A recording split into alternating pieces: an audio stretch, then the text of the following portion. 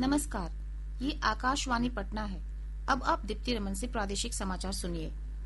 बिहार विधानसभा चुनाव के दूसरे चरण के लिए 122 निर्वाचन क्षेत्र में नामांकन का कार्य जारी है। दूसरे चरण के लिए कल नामांकन की अंतिम तारीख है।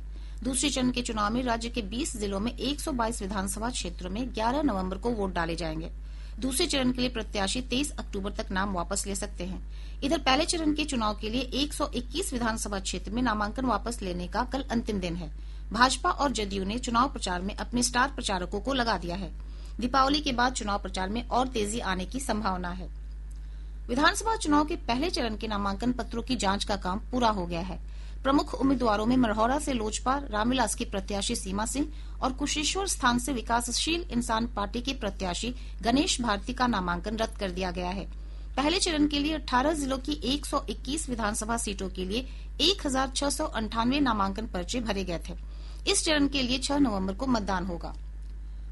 बिहार विधानसभा चुनाव में महागठबंधन के घटक दलों के बीच सीट शेयरिंग को लेकर विवाद और गहरा हो गया है।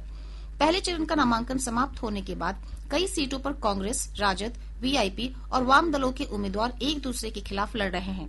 कांग्रेस पार्टी ने महागठबंधन के चुनाव संबंधी समन्वय समिति के अध्यक्ष और राजद नेता तेजस्वी प्रसाद यादव से गतिरोध समाप्त करने की अपील की है। इधर राजद नेता मृत्युंजय तिवारी ने कहा है कि गठबंधन के दलों के बीच सीट बंटवारे पर कोई विवाद नहीं है।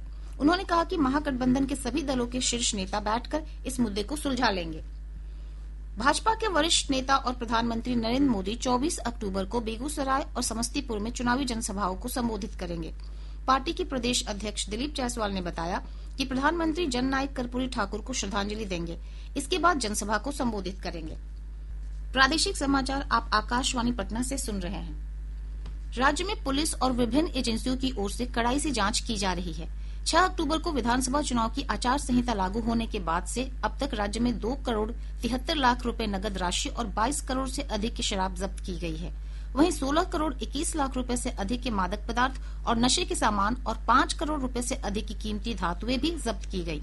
कार्रवाई के दौरान मतदाताओं को प्रलोभन देने के लिए जाए जा रहे लगभग 12 करोड़ के उपहार फ्रीबीज जब्त किए गए हैं। विज्ञान और प्रौद्योगिकी मंत्री डॉक्टर जितेंद्र सिंह ने कहा है कि दवा और बायोटेक्नोलॉजी क्षेत्र में आत्मनिर्भरता की दिशा में भारत ने महत्वपूर्ण उपलब्धि हासिल करते हुए अपनी पहली स्वदेशी एंटीबायोटिक दवा नेफिथ्रोमाइसिन विकसित कर ली है। नई दिल्ली में कार्यशाला का उद्घाटन करते हुए उन्होंने कहा कि यह दवा विशेष रूप से कैंसर रोगियों और अनियंत्रित मधुमेह रोगियों के लिए लाभदायक है। डॉक्टर जितेंद्र सिंह ने एक अन्य प्रमुख वैज्ञानिक उपलब्धि हीमोफीलिया के उपचार में जीन थेरेपी के सफल स्वदेशी नैदानिक परीक्षण की भी जानकारी दी। रेलवे त्योहारी सीजन के दौरान बिहार और उत्तर प्रदेश सहित उत्तर भारत के विभिन्न स्थानों के लिए 1700 से अधिक विशेष ट्रेनें चला रहा है। इसका उद्देश्य दिवाली और छठ पूजा के दौरान श्रद्धालुओं और यात्रियों के लिए सुगम और आरामदायक यात्रा सुनिश्चित करना है। प्रदेश के मौसम में धीरे धीरे बदलाव हो रहा है। मौसम विज्ञान केंद्र के अनुसार अगले सप्ताह से ठंड में वृद्धि होने की संभावना है। ला नीना के कारण इस वर्ष ठंड का मौसम अधिक दिनों का होगा। विभाग के अनुसार अगले 5 दिनों के दौरान राज्य के अधिकांश भागों में अधिकतम और न्यूनतम तापमान में कोई विशेष परिवर्तन की संभावना नहीं है।